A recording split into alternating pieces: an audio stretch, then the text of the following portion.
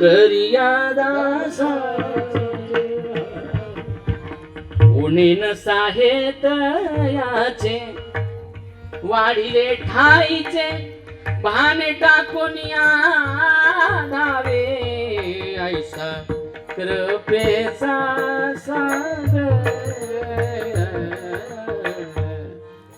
दास्य करिया दासाचे जो दासाचं दास्यत्व करतो तो हरिदास आहे.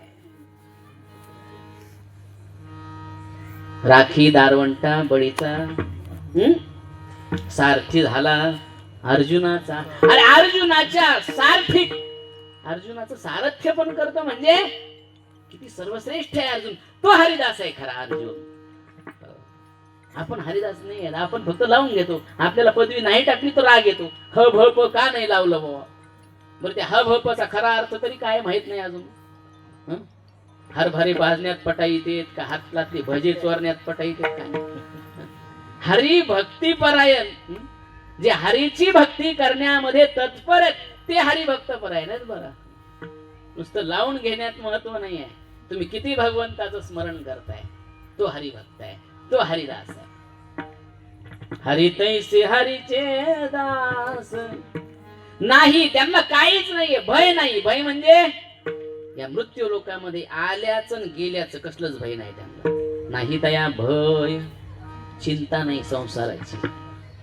घर बांधायचंय संसार करायचंय कसली चिंता नाही. तया भय चिंता मोह काही मिळवायचंय हेही नाही. आस आस पण नाही आहे. म्हणून कसे राहतात उदास. कसे राहतात संत भक्त ऐसे जाना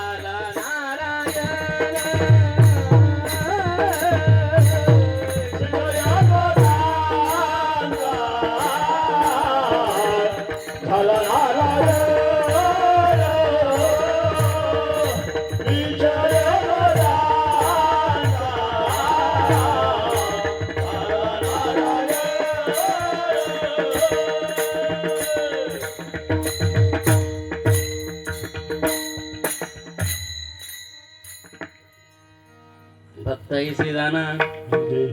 कसे आहेत संत हरिदास, कसे आहेत भक्त ऐसे जानाचे देही उदास.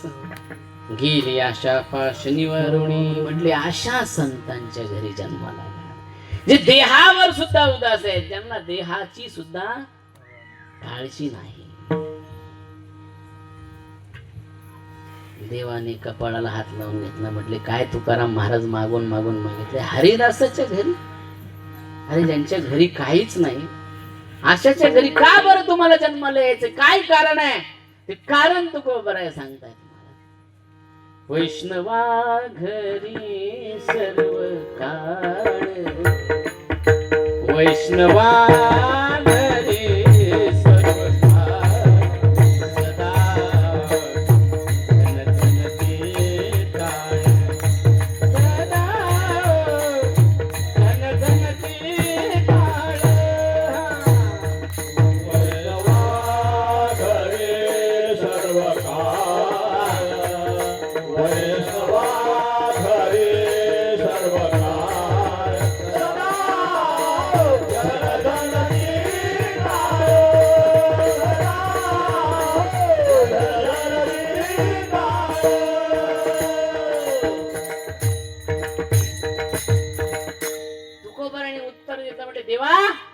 मला वैष्णवांच्या घरी का जन्माला घाल.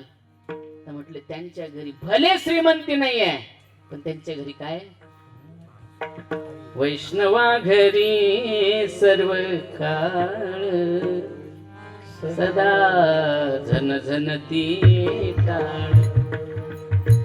कन्या भाकरीचे खाणे मुखी राम नाम गाणे.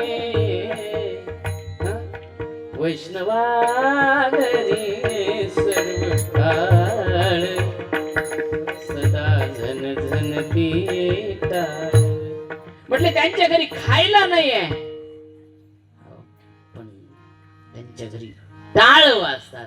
आणि ज्याच्या घरात टाळ वाजतात त्याच्या घरी आम्हाला जन्माला. ज्याच्या घरी भगवंताचं नाम घेतलं जातं त्याच्या घरी जन्माला. हे मागणं आहे महाराज तुकोबारायांचं. म्हणून म्हणतायत हरी दासाची घरी मज उपजवा जन्मांतरी. आशांच्या घरी जन्माला घाल. काही वेळा हरिदासांच्या संतांच्या घरी जन्माला जरी घातला तरी ते संस्कार भेटत नाही बरं. काही काही वेळेला बाप महाराज जरी असला आणि दुसरा महाराज त्या महाराजांना भेटायला आला तर घरात त्या महाराजाचं पोरग बाहेर निघून जात असतं. महाराजांनी संस्कार केलेत असं काहीच नाही की महाराजांची पोरं महाराजच होते. तुकोबारायचा तसा शाप आहे सगळ्याला. तर काही ते नाही. प्रमाण सांगू का तुम्हाला. संताची ती आप्त न होती संत. संतांच्या घरामध्ये संतच जन्माला येतील सांगता येत नाही. अपवाद आहे. जन्माला येणं ठीक आहे, यायलाच पाहिजे. संतांचे महाराजांची मुलं महाराज व्हायलाच पाहिजेत. पण आजकाल 50% महाराजाची पोरं महाराज नाहीत. बघा जाऊन आळंदीमध्ये आणखी कुठे. का तर महाराज रोज कीर्तनाला, पण घरात कीर्तन काय चाललंय हे कुठं माहिती. आपल्या मुलांवर संस्कार झाले पाहिजे. आपण महाराज आहेत पण आपल्या घरामध्ये ही संस्कार झाले पाहिजे. आपल्या मुलाला ही महाराज झाला पाहिजे, नाही झाला पाहिजे काही हरकत नाही, पण वारकरी तरी व्हावा. घरामध्ये संस्कार खूप महत्वाचे आहेत. महाराजच व्हावा असं काही नाहीये. तो जर नीतीने वागला, संस्काराने वागला, गळ्यामध्ये माळ घातली आणि भगवंताचं घरात भजन केलं, कीर्तनातच जावं, मोठेपणा मिरवावा, याला भजन म्हणत नाहीत बरं. लोकाला दाखवण्यासाठी भजन करू नका, भगवंताला रिझवण्यासाठी भजन. विढाल विढाल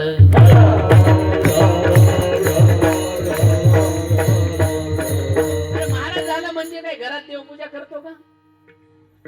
स्वतः किती माळा जप करतो घरामध्ये महाराज. नाही आजकाल महाराज सकाळी उठलं की ज्ञानेश्वरी नाही उघडायची पण डायरी लवकर उघडीते. आज कुठं जायचंय, उद्या कुठली तारीख आहे. अरे त्याने आपल्याला नाव घ्यायलाच पाठवलंय तर उठल्या उठल्या ज्ञानेश्वरी वाचलीच पाहिजे स्नान झाल्यानंतर. वारकऱ्यांची संध्या आहे, संध्याकाळी हरिपाठ घेतलाच पाहिजे.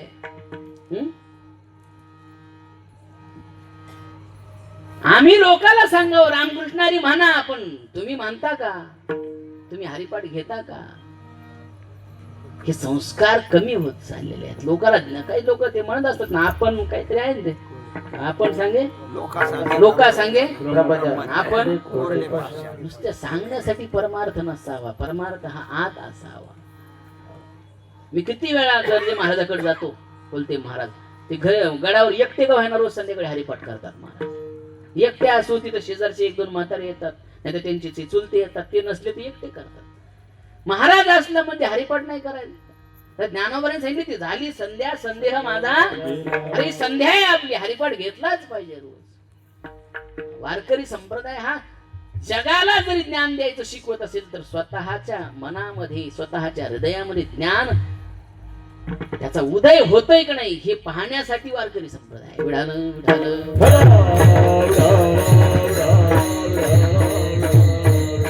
मला सांगा, तुकोबराय म्हणतात मला अहंकार नाही आला पाहिजे. मी संतांच्या घरामध्ये हरिदासाच्या घरात जन्माला यावं, पण माझ्या मनामध्ये अहंकार नाही आला पाहिजे. संता लोटांगणी जाता लाज नको म्हणी. तिसऱ्या चरणामध्ये महाराज म्हणतायत मी हरिदासाच्या घरी जरी जन्माला आलो तरी मला कोणाला लोटांगण घालण्यामध्ये लाज नाही वाटली पाहिजे. थोडक्यामध्ये सांगणारे, विषय वाढवणार नाही. कारण की आता महाराज दुसऱ्याचं दर्शन घ्यायचं सुद्धा कंटाळा येतो बघ. आणि संतांना लोटांगण घालायचं सांगितलंय. संता लोटांगणी. एक वारकरी संप्रदायामध्ये असे संत होऊन गेले. परमानंद नाव आहे त्यांचं. काकड्यामध्ये तुम्ही कधी म्हणत असाल तर बघा, कंठी जाना एक विध तो हा जोगा परमानंद. भगवान परमात्म्याच्या कंठामध्ये त्यांना जागा आहे. नामदेवरायाला पायरी पशी जागा आहे. चोखोबरायाला द्वारात जागा आहे. पण परमानंद असे संत आहेत, त्यांना कंठामध्ये जागा दिली भगवंताने. काय कारण आहे बरं? परमानंद महाराज एक साधारण पुरुष होते, पण त्यांचा एक असा नियम होता, गीता वाचायची, रोज गीता वाचायची. पंढरीला जात असताना गीतेचं पारायण करायचं, चालता चालता गीता म्हणायची, चालता चालता नुसतं टाळ घेऊन नाही चालायचं. एक श्लोक वाचायचं आणि लोटांगण घालायचं गीते पुढे. पंढरीला चालले तरी लोटांगण घालत घालत जायचं. पंढरीला चालले होते, लोटांगण घालायचं, लोटांगण साष्टांगण रोध करायचा, पुढे चालायचं. एका गावचे पाटील होते, ते जरा प्रसन्न झाले, म्हटले काय वारकरी वा पंढरीला लोटांगण घालीत जातो.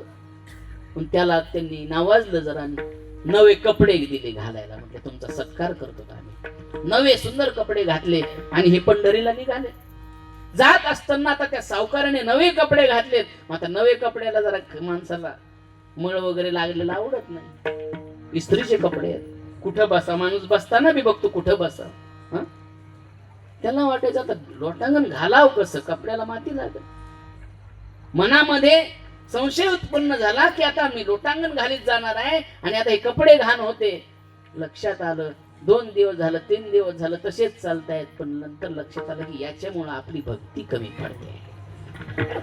पण त्या पाटलाला राग येऊ नये म्हणून 2-3 गाव पुढे गेले आणि त्यांनी काय केलं माहितीये का, त्या गावामध्ये 2 खिल्लारी जोडी बैली घेतली आणि बैलगाडीच्या ते नांगराला झुपले. आपण जातो ना नांगरटीला, पुढे बैल बांधले, माग त्या जोताला जी दोरी असते ना त्याला पाय बांधले यांचे. उभ्या उभ्याच त्या बैलाला चाबूक मारला महाराज. ती बैल जे उधाळले ही अशी बैलाच्या माग जे पडून महाराज सगळ्या शरीराच्या चिंध्या झाल्या महाराज. कपडे तर राहिलेच नाही, पण अंगाचे सालते निघून गेले. कशामुळं? अरे या देहाला लाज वाटली त्या कपड्यामुळे. तुला लोटांगण घालण्यामध्ये ह्या देहाची ठेवण्याची गरज नाही आहे. त्याने कपड्यासाठी तुला लोटांगण घातलं नाही. म्हणून भगवान परमात्मा साक्षात त्या ठिकाणी उभे राहिले. अरे म्हटले काय करतोय? नाही म्हटले तुझ्याकडे येताना 2 दिवस झाले मी तुला लोटांगण घातलं नाही. भगवंताने त्यांच्या शरीरावरती हात फिरवला, पुन्हा जैसे ते झाले. पण विशेष काय त्याच्यामध्ये? कपडे. कपड्यासाठी आपण बघत असतो माणसाला दुसऱ्याचं दर्शन जरी घ्यायचं तरी लाज वाटते. महाराज आता ते पाया पडत नाहीत नीट लोक. आता कसे पाया पडतात? महाराष्ट्राच्या बाहेरचं सांगतो तुम्हाला, डोक्यावर ते पायावर डोकं तर ठेवीत नाही, गुडघ्याला हात लावतात महाराज, असं पाया पडत. महाराष्ट्राच्या बाहेर सांगतो. आमचे मध्य प्रदेश मध्ये वगैरे आम्ही इकडे तिकडे जातो कार्यक्रम, मला ते वागतच नाही, वागताच येत नाही. त्यांच्या ढेऱ्यामध्ये येतात कपडे, जाड असतात माणसं तिकडचे, किंवा कपडे टाईट असते तर वागता येत नाही. आपल्या इकडे बी वाकत येत, पण थोडं 2 तास वर वाकत येत जरा. काय म्हणायचं त्याला? हा, ते तुम्हाला पाठ झालेले इताड्या नमस्कार ना. अंगठा आणि त्यांच्या अंगठ्यात आणि आपल्या अंगठ्यात एवढं अंतर असलं पाहिजे. का बरं? अरे ह्या अंगठ्यामुळं त्यांचा अंगठा आपल्या कपड्याला लागत नाही. संतांच्या चरणाच्या रजाची धूळ म्हणजे रज किंवा धूळ आपल्या कपड्याला लागली पाहिजे आणि आपण वरून दर्शन घ्यायचं. अरे भगवंताने सुदाम्याचं दर्शन असं लोटांगण घालून घेतलं होतं महाराज, कारण की संतांची चरण रज आपल्या कपाळाला लागावी. धावत चालती मागे मागे देव इच्छी रज चरणीची माती, धावत चालती. अरे देवाने इच्छा करावी की संतांच्या चरणाची रज आम्हाला भेटावी, म्हणून म्हटले तो खूप बरं आहे, संता लोटांगणी जाता लाज नाही वाटली पाहिजे महाराज, की आम्हाला देवाचं दर्शन घेण्यामध्ये आमच्या घरात कोणीही वारकरी आला तरी आम्ही त्याच्या श्री संताची माथा चरणावरी साष्टांग घही करी दंडवत. आणखी सांगतो, आम्हाला भगवंताची भक्ती करत असताना अशी शक्ती दे, तू कामने अंगी, तू कामने अंगी, तू कामने, तू कामने,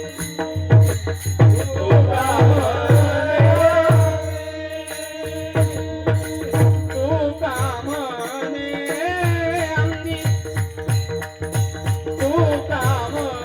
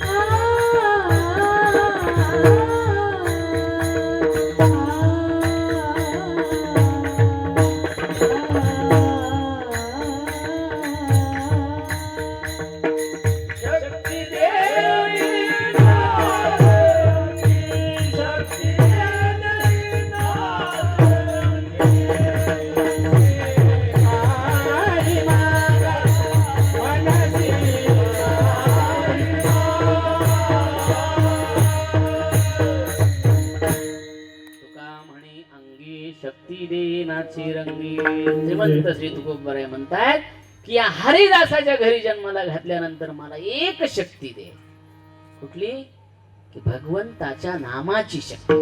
तुका म्हणे अंगी शक्ती दे, तुझ्या भजनामध्ये मी नाचलो पाहिजे.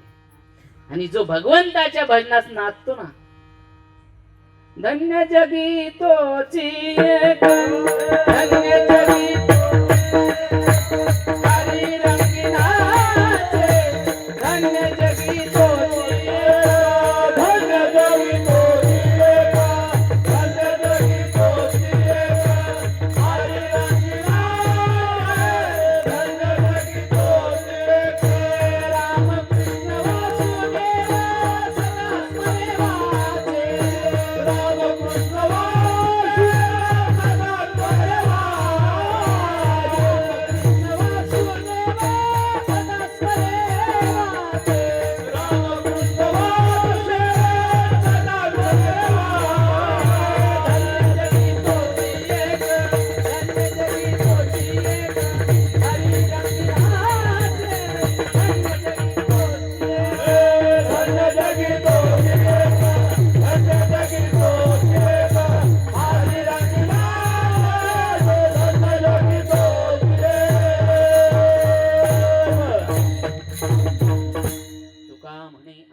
शक्ती दे नाची रंगी, भगवंताच्या भजनामध्ये नाचण्याची शक्ती मला दे.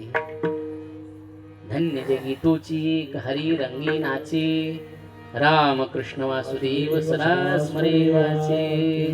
आणि भगवंताला हीच आपण प्रार्थना केली पाहिजे, दुसरं काही नको. हरिदासाची घरी मज उपजवा जन्मांतरी. एकदा सर्वांनी सुंदर अशा प्रकारे भजन करायचं. करा हात वरती एकदा. चांगली भूक लागली पाहिजे, चांगलं जोरात भजन करा बर का. आता मस्त बर्फी खायची सगळ्यांना. विठोबा रखुमाई